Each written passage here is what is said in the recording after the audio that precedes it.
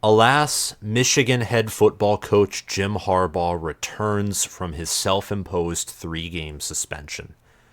And I gotta be honest with you, as a Michigan fan, but then objectively as a college football fan, I don't think his return could have come at a better time.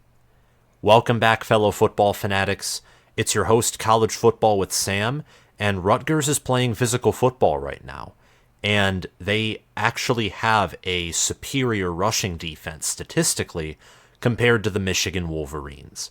Michigan has been without head coach Jim Harbaugh since the beginning of the season. Michigan self-imposed a 3-game suspension for Jim Harbaugh and a 1-game suspension for offensive coordinator Sharon Moore due to recruiting violations in the COVID-19 dead period.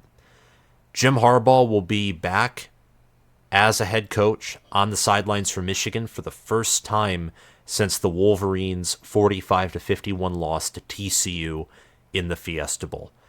Before we resume this video, I would appreciate it so much if you hit that subscribe button and click the notification bell so you can get notified when I post more Big Ten football and Michigan football content, and inevitably when Rutgers once again matches up against a big-time opponent and they're an underdog with a chance to win.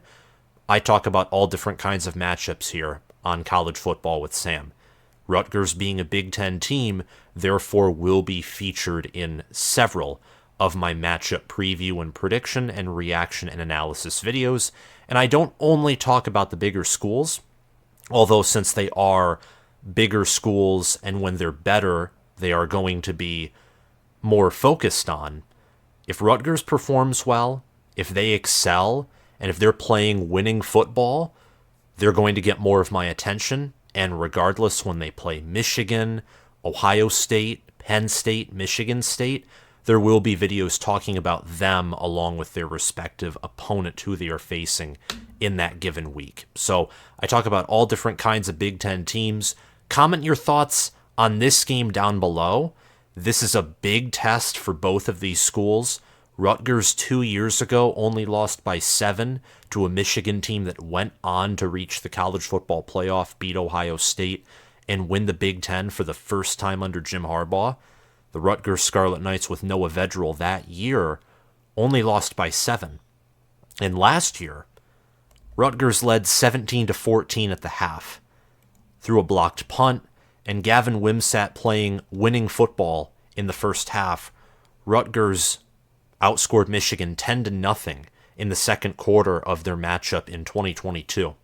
I was watching this game actually at a restaurant, and I was shocked and somewhat terrified as a Michigan fan that Rutgers was beating us. At the same time, though, I had a confidence about my team last year, as they had already proven that they were one of the better second half teams in America. And I thought to myself, just wait and see what happens in the second half. And Michigan proceeded to outscore Rutgers 38-0 in said second half. There is a history between these two schools, one where Michigan has dominated ever since Rutgers upset them in 2014, but under Greg Schiano in 2020, 2021, and 2022, Rutgers in many of those matchups has been a few plays away from winning the football game. Or in 2022, they led at the half and they were playing good football, but then mistakes allowed Michigan to get away from the Scarlet Knights.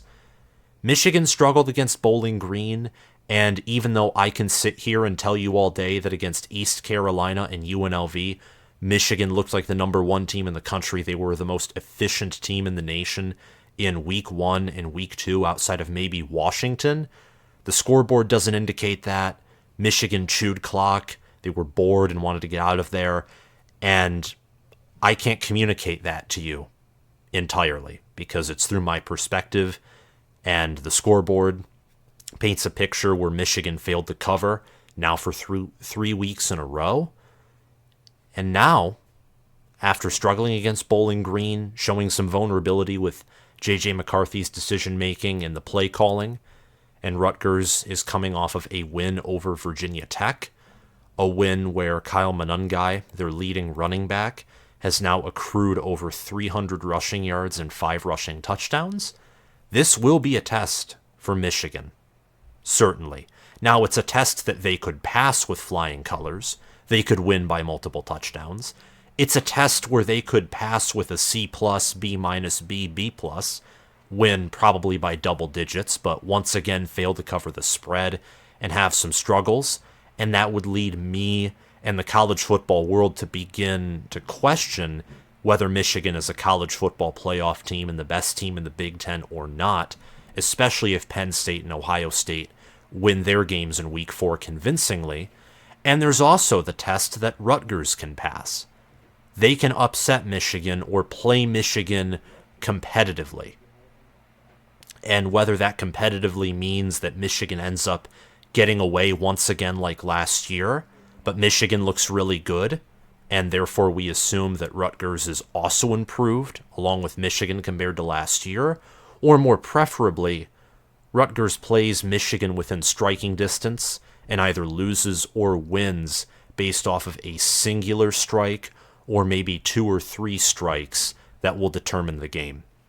So the first conference matchup for the Michigan Wolverines and the second for the Rutgers Scarlet Knights, as they opened up against Northwestern, will take place at noon Eastern Time on Saturday. Both teams are 3-0. Both teams are top 50 in FPI. Michigan is ranked as the 14th best team in the country according to Football Power Index. Rutgers is rated as the 46th best team according to Football Power Index.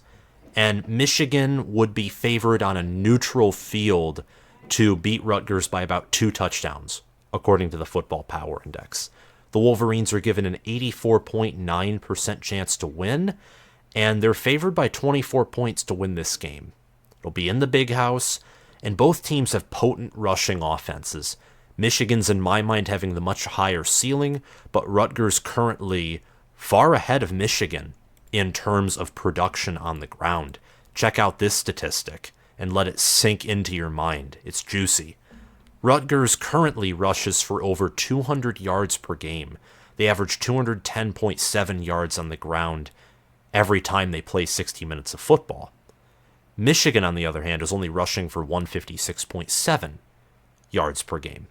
Most of those going to Blake Corum, and against Bowling Green, ironically, when Michigan was struggling the most in its first 3 games is when Donovan Edwards was the most alive. So there was that as well.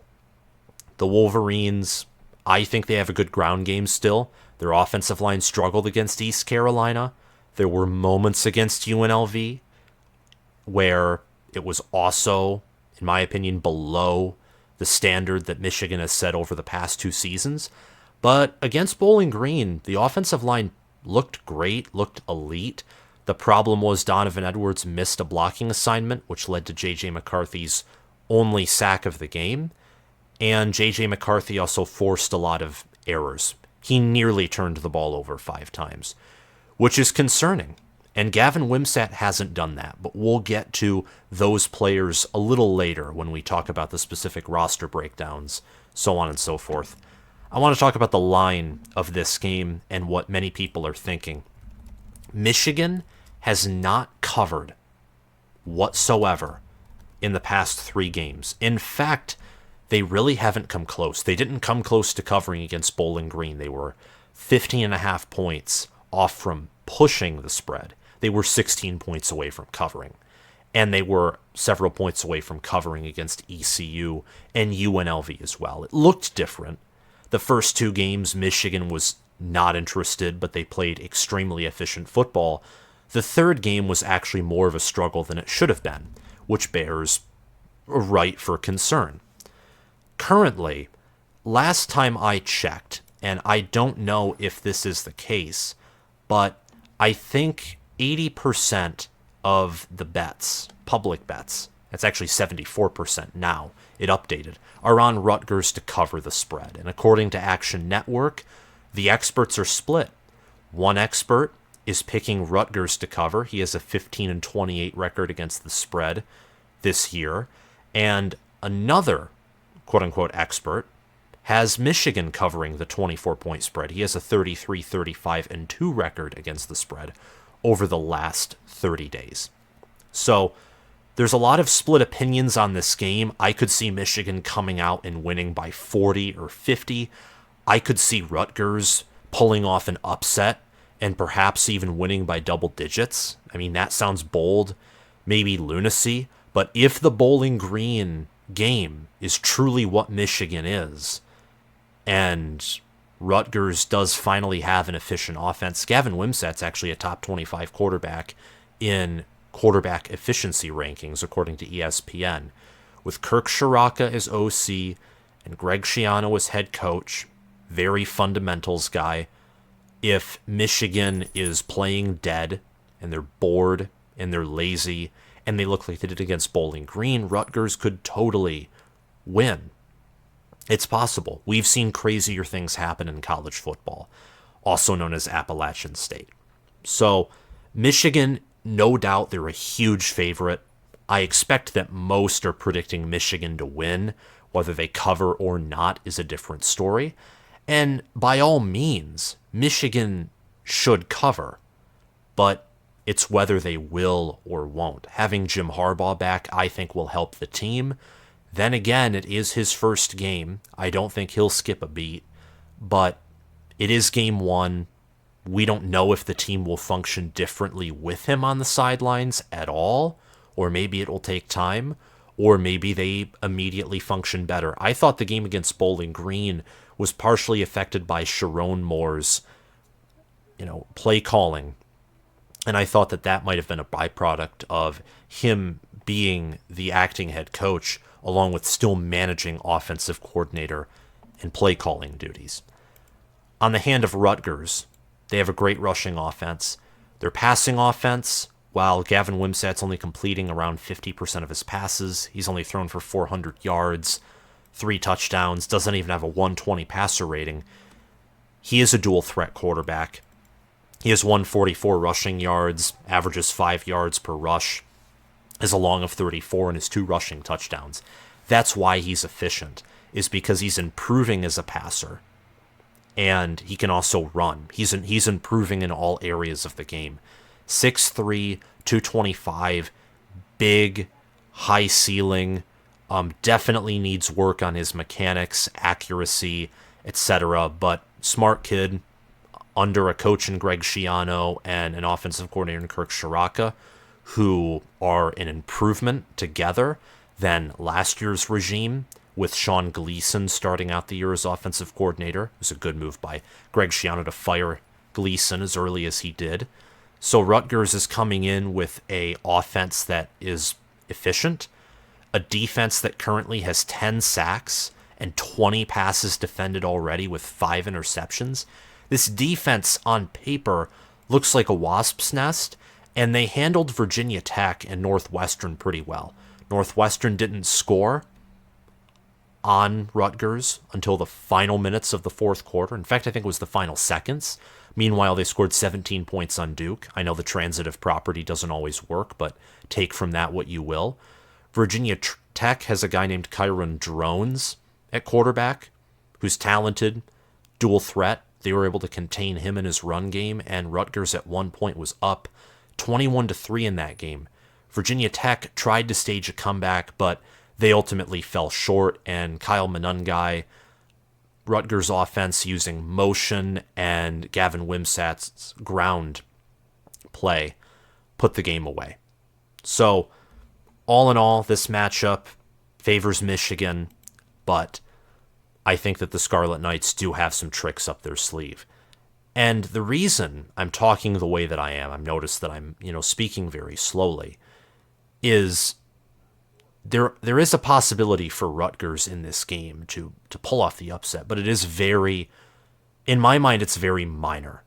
Even though they've played Michigan close at times over the past 3 seasons, ever since Greg Schiano's return in the COVID year, it is very hard for me to process a Rutgers win, whether that's because I am a Michigan fan or I'm a college football fan who sees the talent disparity, the fact that Michigan at every position has played the better game. Special teams, that's not the case, but then again, Michigan has been starting backups at punt returner in Jake Thaw, who long-term I do not think is going to be the starter there. James Turner is improving, and Michigan hasn't really had to put their special teams unit to use. So I think it's underutilized, and I think it's underrated due to Michigan's style of play in these first 3 games, which is treating every game like a business trip. Now, I don't know. I can't give you quality and quantity data to suggest that the first 3 games are just showing flashes of who Michigan actually is. Also, pardon my cat. I imagine you can hear him in his collar, but whatever. He says hi. I can't give you information on that, but I can say that Michigan has played teams close before who are way below their competition, and I imagine that without their head coach, that would be even more so the case. And then they have performed exceptionally well against better opponents, against conference opponents, and sometimes with a team like Michigan, or with any team in college football, there are just off days. Now, this game will help determine that, because if Michigan has an off day and Rutgers has an A-plus game, in that realm I can see Rutgers coming out and winning. Despite not having nearly the amount of blue chip talent that Michigan does, in my opinion, having an inferior staff and having a worse defense and offense, Rutgers has improved. They've only allowed 1 sack on Gavin Wimsatt so far, and they're averaging 4.9 yards per carry on the ground, which, even though they have faced Northwestern, Temple, Virginia Tech, that's still a better resume than what Michigan has had to face.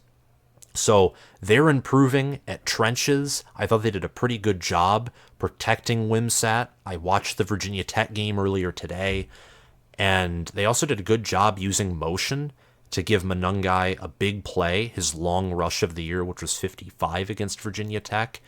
And they have some underrated receivers as well. Jaquay Jackson has 5 receptions for 99 yards and averages 19.8 yards per reception. Christian Dremel, 7 receptions, 72 receiving yards, 1 receiving touchdown. And Isaiah Washington has 7 receptions for 65 yards, averages 9.3 yards per reception, doesn't have a receiving touchdown. The receiver core is underrated, but there are players there that can be used, and the receivers are averaging 12 yards per reception. Wimsatt's averaging 6.2 yards per pass attempt, which of course means that he's not completing as many passes as would be optimal. You want to complete 60 to 70% of your passes, not 51.5. And if he has those numbers against Michigan, unless Michigan turns it over a lot, I do have a hard time seeing Rutgers coming out with a win.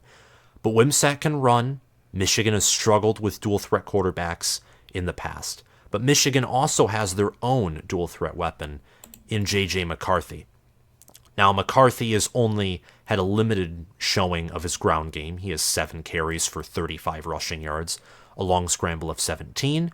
He's been sacked once so far this season against Bowling Green. He has passed 68 times, completed 56 attempts. He's completed 82.4% of his passes for 701 yards, 7 touchdowns, 3 interceptions. He has a 194.1 passer rating, an 85.7 quarterback efficiency rating, though.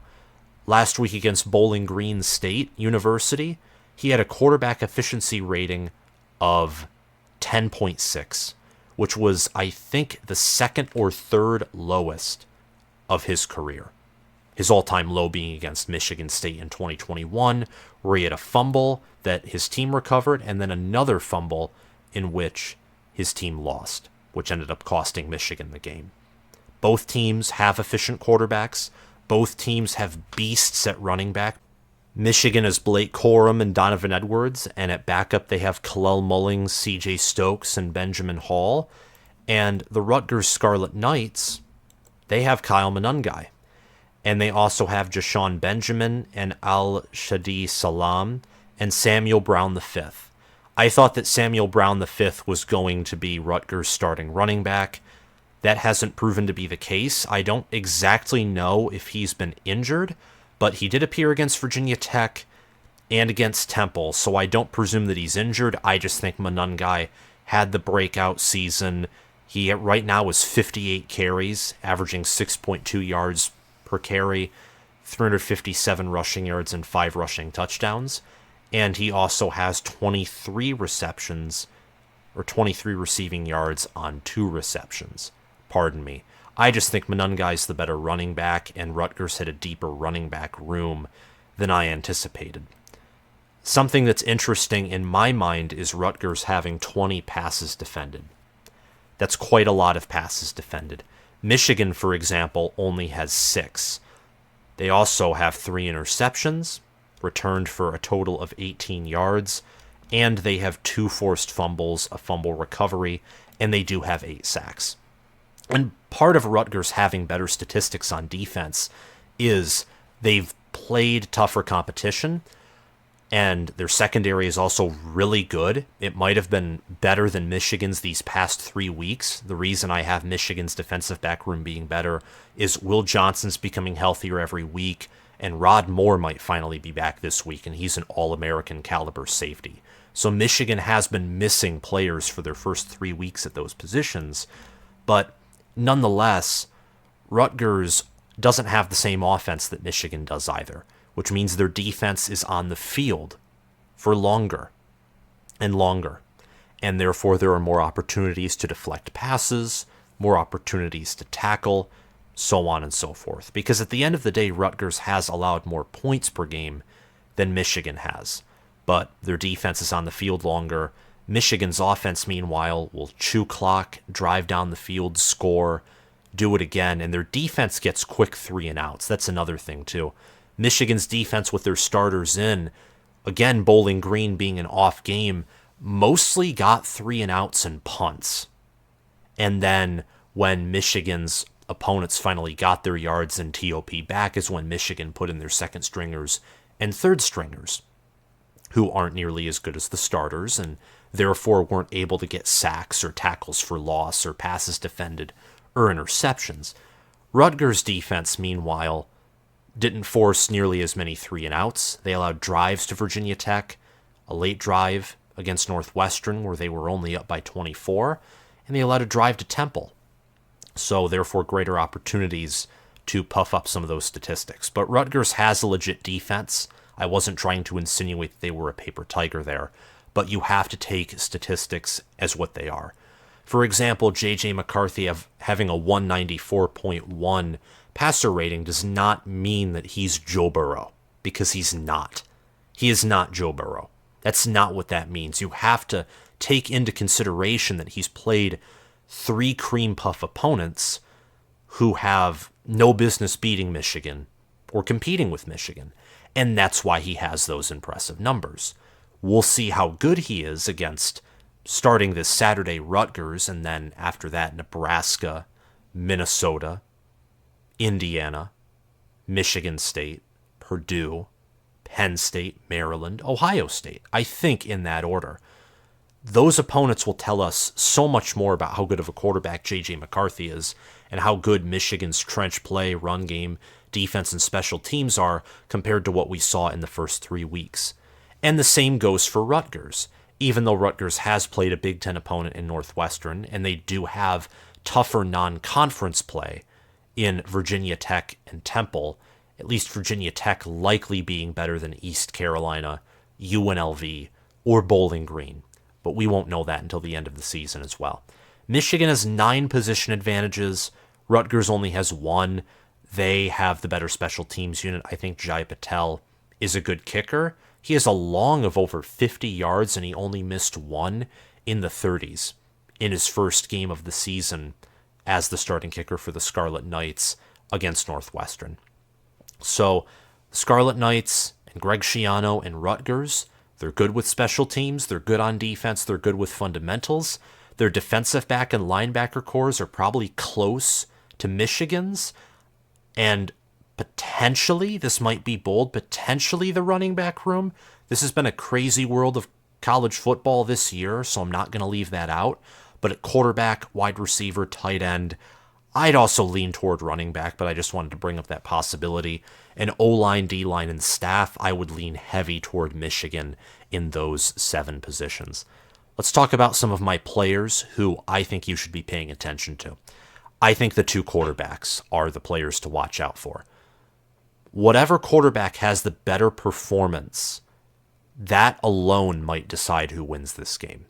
That sounds very bold, but think about it. JJ McCarthy has looked far better than Gavin Wimsatt has this year so far. A lot of that is due to the fact that he has better receivers, better O-line, and better running backs. He has a better supporting cast.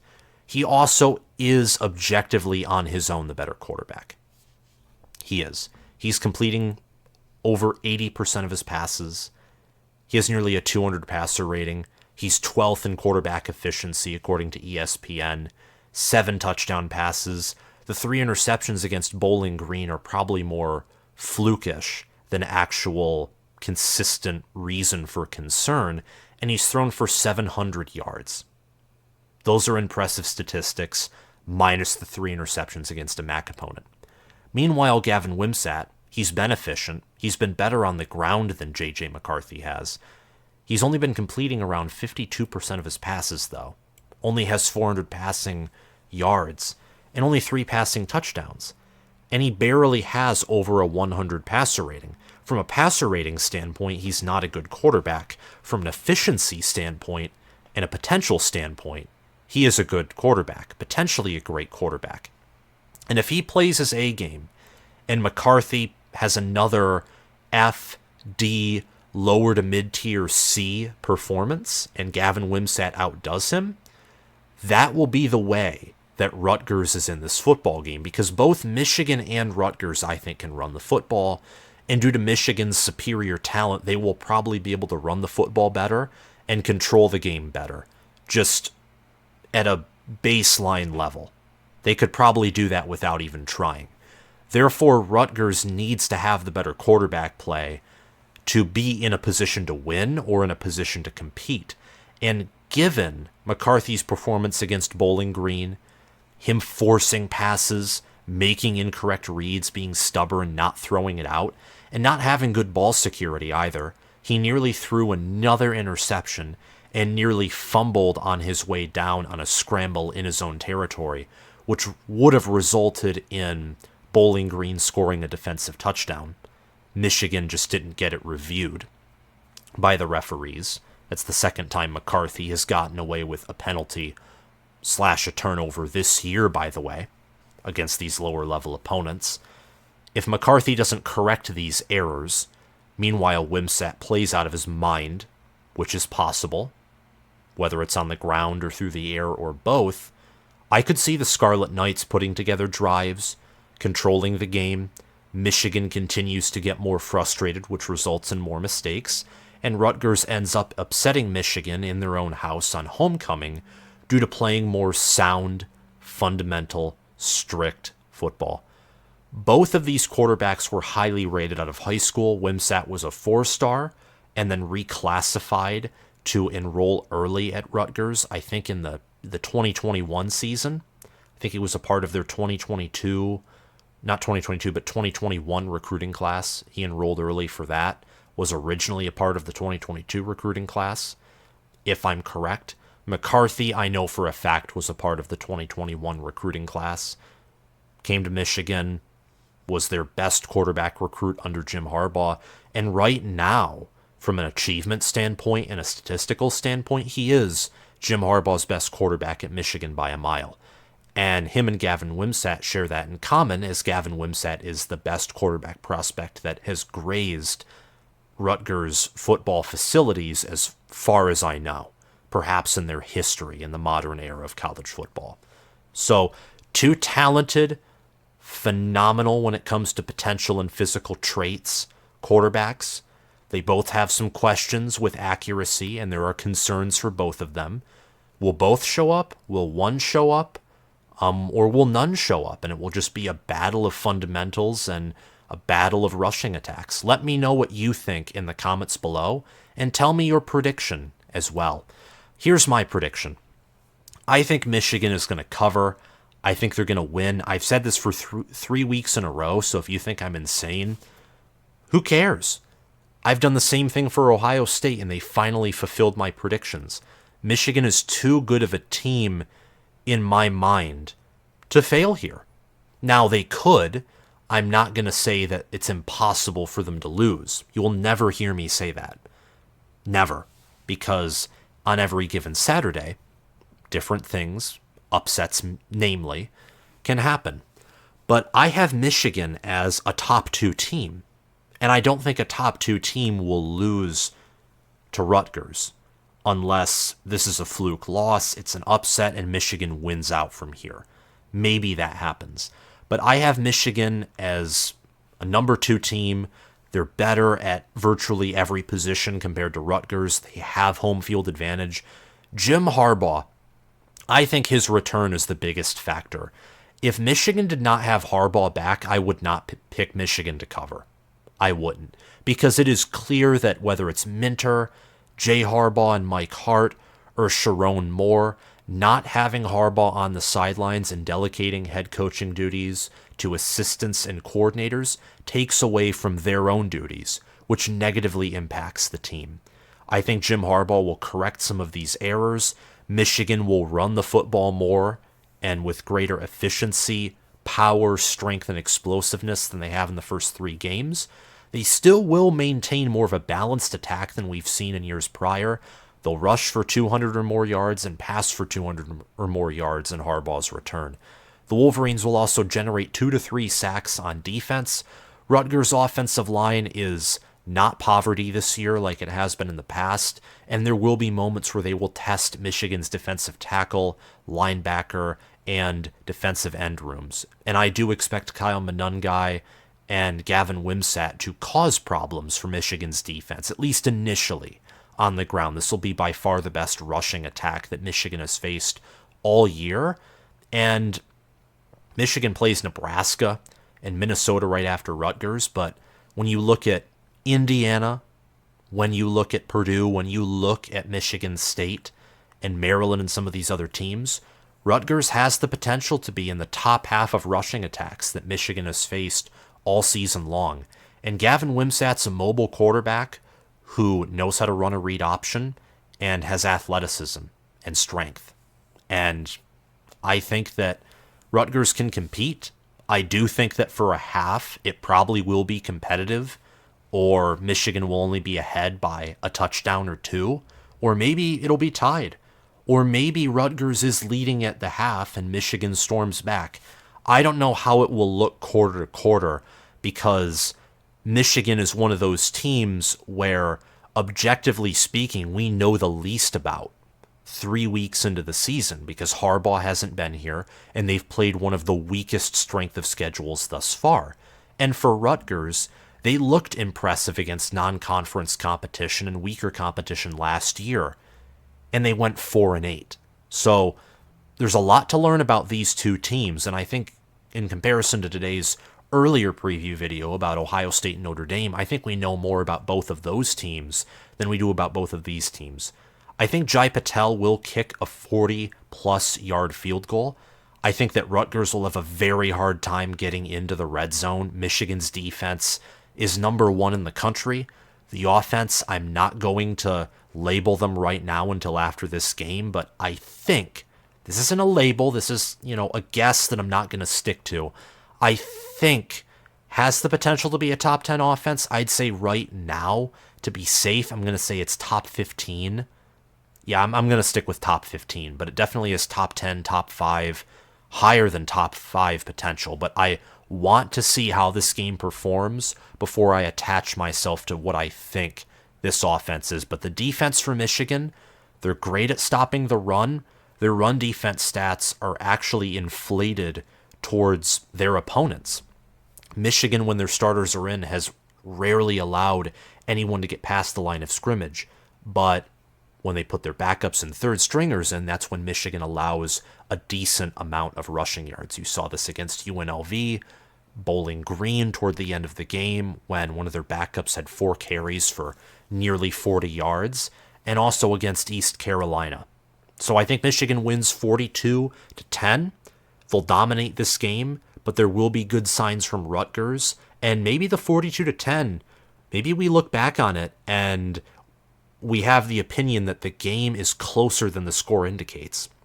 And Michigan just pulled away in the third or fourth quarter, and this game was a dogfight for the first 30, 35, 40, 45 minutes.